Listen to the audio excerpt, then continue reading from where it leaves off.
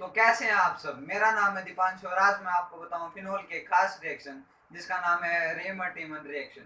ये वो रिएक्शन है जिसमें कि एक हाईली एक्टिवेटेड रिंग जैसे कि पायरोल, फुरान, फिनोल रिएक्ट करते हैं क्लोरोफॉर्म से in the presence of NaOH और CHO ग्रुप का ऑर्थो एंड पैरा पोजीशन पर एडिशन हो जाता है।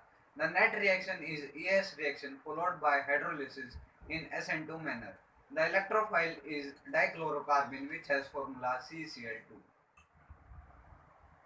तो जैसा कि हमारे पास यहाँ पर एग्जांपल है फिनोल का, जब वो रिएक्ट करता है क्लोरोफॉर्म से in the presence of NaOH, तो NaOH फिनोल का H लेके वाटर लूज कर देता है और इसकी एसिडिक नेचर को बढ़ा देता है और OH कन्वर्ट हो जाता है ONA में और ऑर्थ एंड पैरा पोजीशन पे CHO ग्रुप का एडिशन हो जाता है।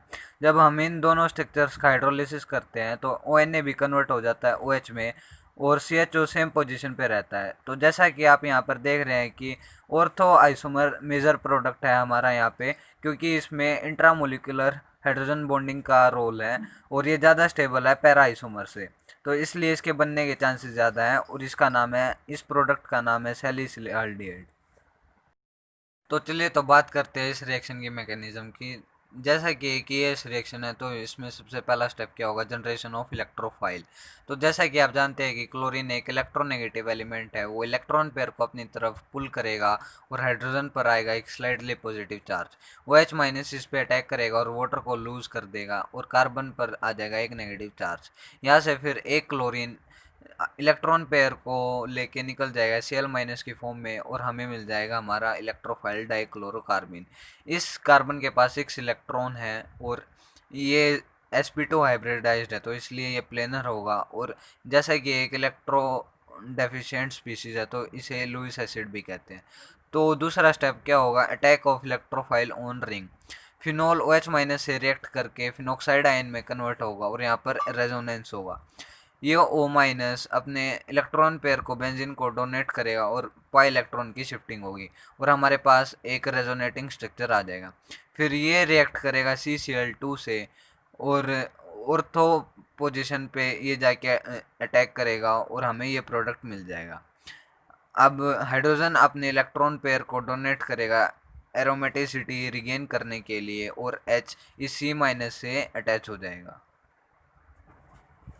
तो हमारे पास ये प्रोडक्ट मिल चुका है। अब यहाँ से ये दोनों क्लोरीन लीव कर जाएंगे और जब हम इसे 2 मोल NaOH से रिएक्ट कराएंगे तो NaOH इस कार्बन पे अटैक करेगा और CH तो बना रहेगा और Cl लीव करने के बाद OH ग्रुप लग जाएंगे और हमें मिल जाएगा एक जेम डायोल।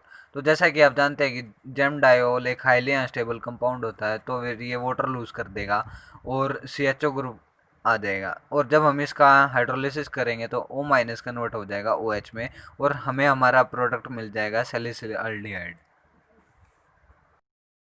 तो चलिए यहाँ पर कुछ एग्जांपल्स को डिस्कस करते हैं। तो पहला एग्जांपल है जब फिनोल पे ऑर्थो पोजीशन पे OCH3 लगा है और जो वो रिएक्ट करता है chloroforms in the presence of NaOH, तो इनमें से कौन सा प्रोडक्ट होगा।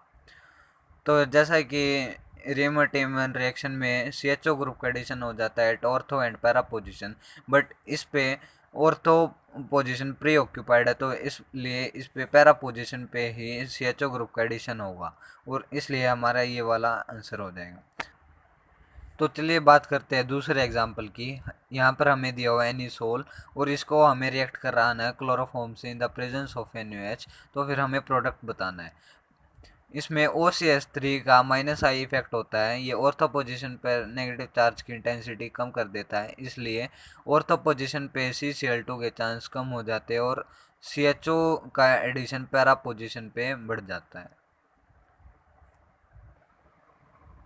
तो यहाँ पर हमने पायरोल और फुरान का भी एग्जांपल लिया जो कि दोनों हाईली एक्टिवेटेड रिंग्स होती है। वे दोनों रिएक्ट करते हैं chloroforms in the presence of NaOH और KOH और उनमें भी CHO ग्रुप का एडिशन हो जाता है और पायरोल के केस में हमें एक अनएक्सपेक्टेड प्रोडक्ट भी मिलता है और फुरान के केस में हमें फुराल मिल जाता है। तो ये थी मेरी Reimer Tiemann reaction and thanks for watching my video. Thank you.